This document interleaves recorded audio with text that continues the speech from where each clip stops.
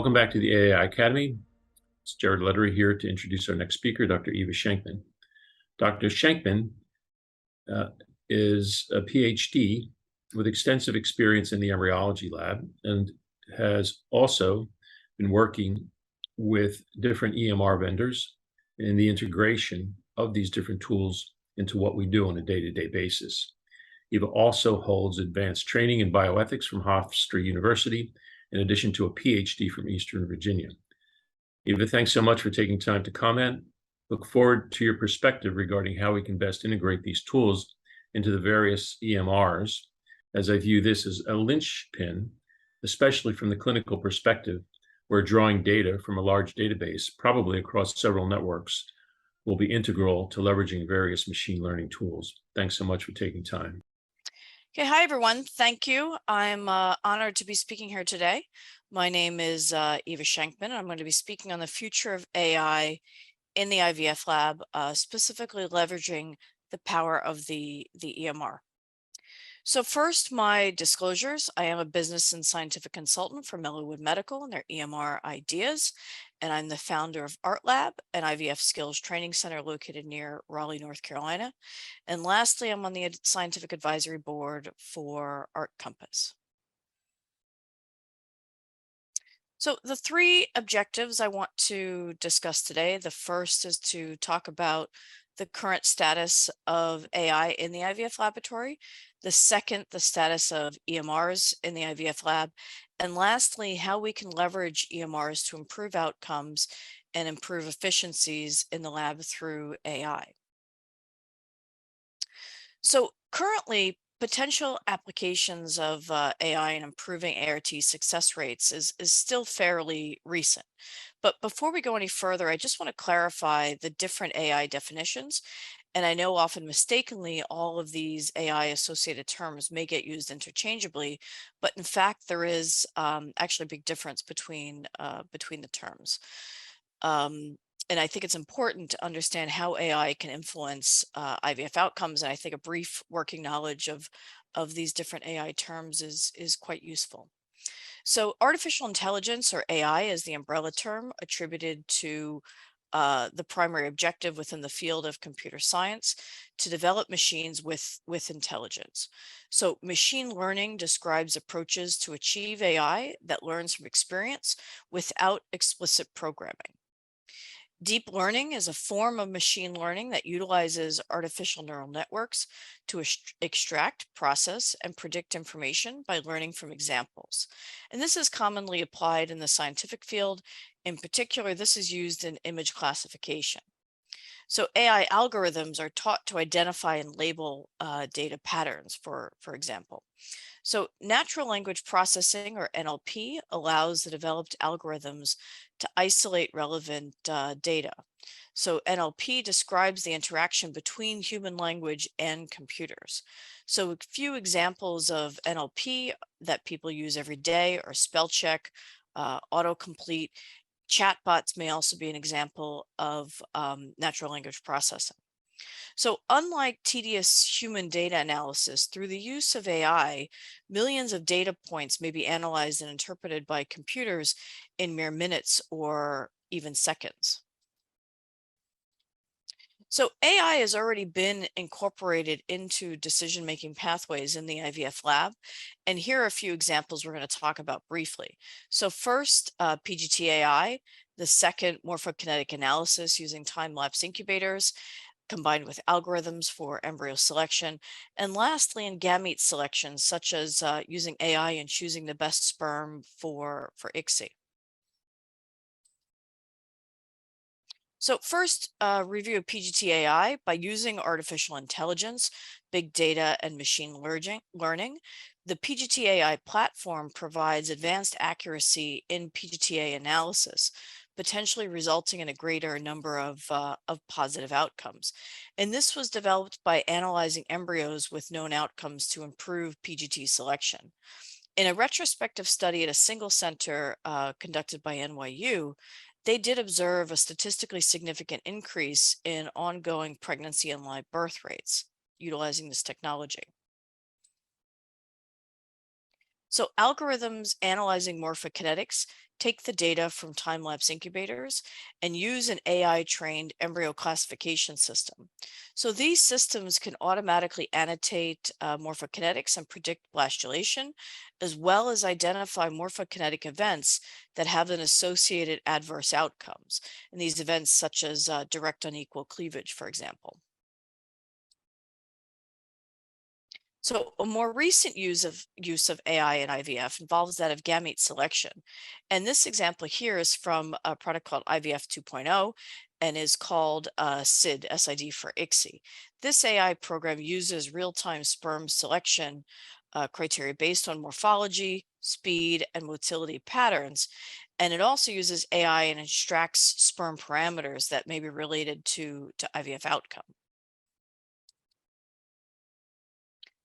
So here are just a few ways in which AI is expected to impact IVF labs in the future. So first, one is sperm bots, second, robotic ICSI, and lastly, lab and a chip. So there's a debate whether these technologies are meant to enhance the current state for embryologists or to possibly replace them in the future workplace. So currently, much decision making in the IVF lab is subjective and based on years of experience. But can we build on this and utilize AI to quantify assessments and decision making with improved outcomes? So will the decision making currently performed by expert clinicians and experienced embryologists be deemed redundant by AI? And I think that's yet to be determined. So these are some primary goals of what AI is today, and obviously to maximize and improve outcomes and to shorten the time to a healthy pregnancy and possibly also to improve quality assurance in the IVF lab and troubleshooting in the lab. So this sounds pretty straightforward, right? So, well, so far, I think if a book was to be written on the current state of AI in the laboratory, it might be entitled A Cautionary Tale. So to date, there are no prospective studies that support a clear benefit on AI on outcome success in IVF when using live birth rate and implantation rate as outcome indicators. So while single center studies exist that show improvement, across the board, the reaction has been mixed. So, but let's take a step back for a minute and look at the overall impact of the AI industry in healthcare. So AI has been shown to have a clear impact on other fields in healthcare. From strictly a dollar amount perspective, its impact has grown significantly from about $811 million in 2015 to be well over $6.7 billion this year. So here are just some examples of how AI has transformed healthcare so far. So first, in the field of AI-assisted robotic surgery. Second, it's used as virtual nursing assistants, which has obviously been made more impactful by COVID. Third, to aid in clinical judgments or to diagnose patients. And fourth, to improve workflow and administrative tasks that can now take mere minutes or seconds to analyze data that used to take many man-hours. And finally, an image analysis. And this is perhaps where AI so far has had the greatest impact in medicine, even outside of the IVF laboratory. So artificial intelligence is reshaping healthcare, and its use is becoming a reality in many medical fields and specialties. And AI and machine learning and natural language processing and even deep learning enable healthcare stakeholders and medical professionals to identify healthcare needs and solutions faster with more accuracy using data patterns to make informed medical and business decisions quickly. So what is currently the missing piece then in IVF? Well, most IVF laboratory AI algorithms do not incorporate any data from the EMR in their data analysis. So let's just talk about, for a second, the back-end structure of EMRs for a minute. And most data in the EMRs is stored in unstructured, complicated tables, and these can be quite difficult to interpret and access. And AI can analyze this unstructured data very quickly and identify correlations that may be missed by human analysis, especially when pulling in and interfacing with outside systems such as time-lapse incubators or other AI-driven technologies in the lab. So automated capturing of clinical notes through natural language processing, for example, reduces a clinician's administration work, freeing up more time than to focus on patients. So patient data needs to be easily accessible for providers for faster diagnosis as well as decision making. So one example of this is Amazon Web Services, which recently launched a cloud-based service known as Amazon Comprehend Medical, and this can retrieve and index data from clinical notes. And the humongous amount of data created by the EMR systems lends itself well to advanced AI and machine learning tools to be able to uncover patient insights, predict high-risk conditions, and enable more personalized care. So most IVF labs, however, still use paper-based worksheets. The data is not entered into the EMR, if they even have one, in a real-time basis. The worksheets are often scanned in, and these are therefore not discrete values that often make it almost impossible to analyze. Separate disparate databases are typically kept for data analysis. So the lab may store data in multiple Excel worksheets, while QC is also be done on paper that is then stored in binders, for example. So one reason IVF labs have been hesitant to switch to EMRs is that many of the existing EMRs lack robust IVF modules, especially for the embryology lab. And this makes data entry into the EMR more of a chore for the lab than that of a tool.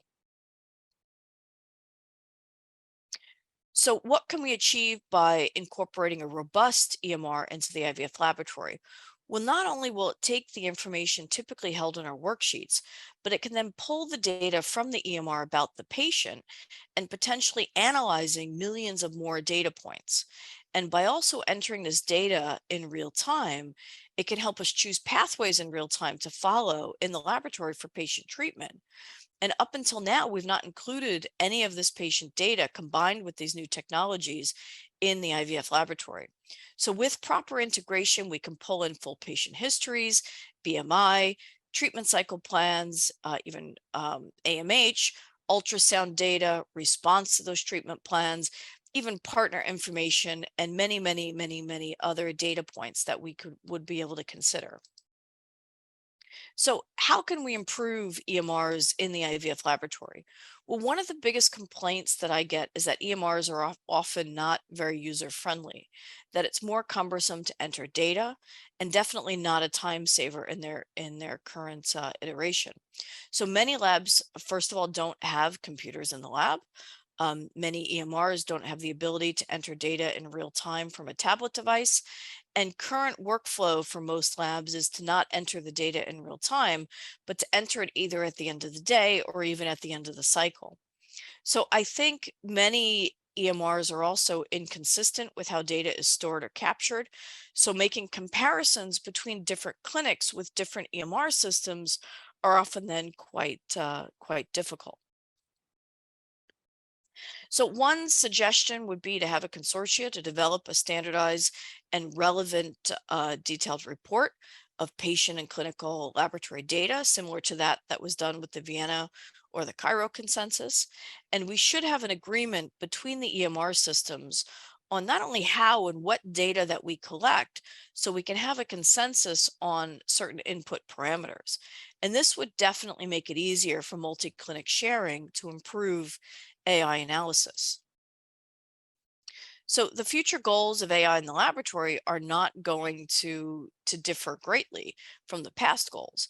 Again, we want ways to improve outcomes and maximize outcomes, as well as to shorten the window to pregnancy for patients. All right, and also to improve the quality assurance and troubleshooting in the lab. So leveraging AI within the EMR in real time to guide real-time decision-making in the IVF laboratory will be a major advance. And clinical decisions could be made about a patient, as I said previously, in real time. And this may not only improve productivity as well as efficiency. And real-time data analysis can then not only be performed on complicated data assessment structures, but can also be used to notify the laboratory of deviations in outcomes before they even realize it. So an example of that would be a way to incorporate your quality control into the system, as well as your Vienna consensus standards. And you can have this set up where that when something is deviating from the lab, you're not entering this data into an Excel spreadsheet only to find out that you have a problem, a month or perhaps longer after it happens, but to be able to find it out in real time. All right. And this could potentially find, for example, a correlation with a bad lot number of product very quickly.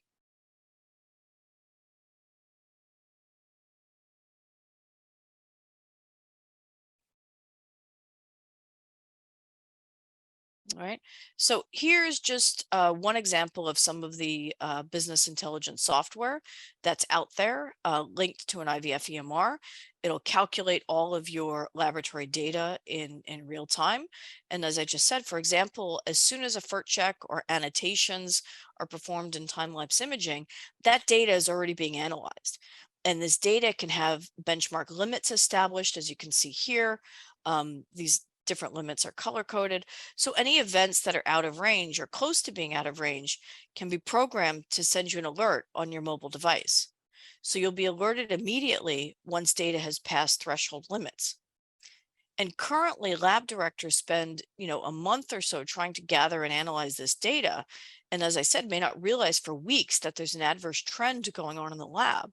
And with using an EMR and business intelligence software that already exists, this burden can be lifted and you can then further analyze any deviations using AI to hopefully quickly find out the source of any adverse outcomes. And here you can analyze as well staffing competencies in real time and adjust the reference ranges even on the fly, and sourcing by sperm, cycle type, or even egg state, for example. Okay, so specifically, in what ways can AI help us in the lab with data from the EMR? And as I said, first, selection of what procedures to do based on current day patient parameters in an IVF case, for example. Does this patient need ICSI or not? What does the AI predict I may have for blast for PGT? Especially if I've got an embryo that's marginal and kind of on the cusp of decision of whether I should biopsy this or not. Should I be freezing these more marginal embryos? And can the system give me a more accurate prediction of outcome, with these marginal embryos? And, what patients, for example, should be ESET? And are there patients that, should potentially be having a 2 embryo transfer? So in summary, encouraging your laboratory to use an EMR to enter data may improve productivity in the lab. And when AI is integrated into the EMR, it can be used as a tool to provide better and more efficient healthcare. And incorporating real-time data entry and real-time data analysis will lighten the load for the laboratory staff significantly. And this can be used as a tool to provide better and more efficient clinical care. All right, so thank you. And I think as algorithms get more refined and the availability of EMRs is improved, that we can certainly expect breakthroughs in the IVF laboratory to be emerging very soon.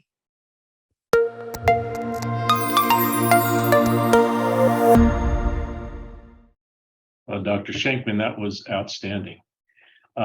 Eva's with us, and we can open this up for some questions. This was just excellent.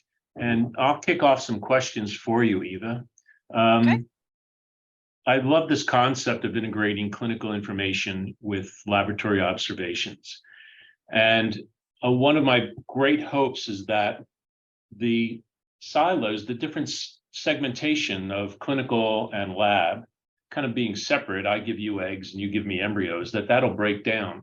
Do you ever see a point up ahead where we will be incorporating clinical profiles into your observations in the lab to assess embryos? Well, absolutely. And that's part of, I think, going into that real-time decision making.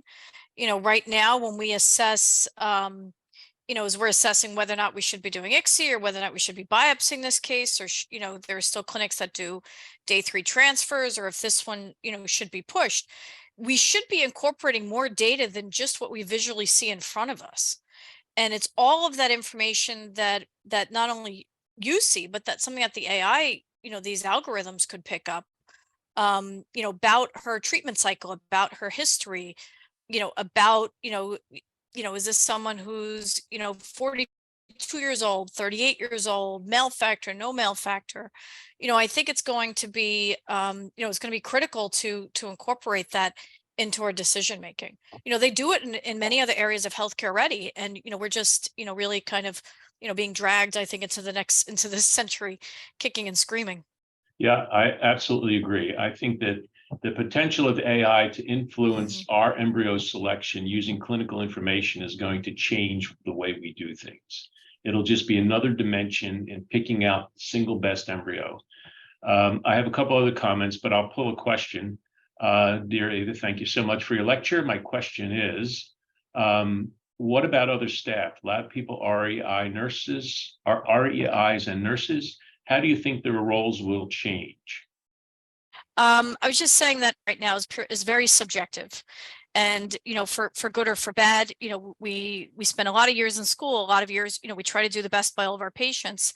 And I think just, having these AI systems analyze that data and, being able to either reaffirm or to give you other options as to what, I have physicians reaching out to me all the time, this patient failed. What do you think we should try next? And, we're very guilty in this, especially in this country, of doing, kind of high priced add-ons without much clinical data behind them. And, if we can really start, making decisions based on fact and not based on, well, we haven't tried this yet, I wonder if this will make a difference. It's going to be, better overall for our outcomes. I'll read another question from Dr. Crimes. I'll read this. With a commonly stated 200 plus variables contributing to an IVF outcome, do we have any evidence that it can, quote, unpick the variable that is driving a change in the KPIs?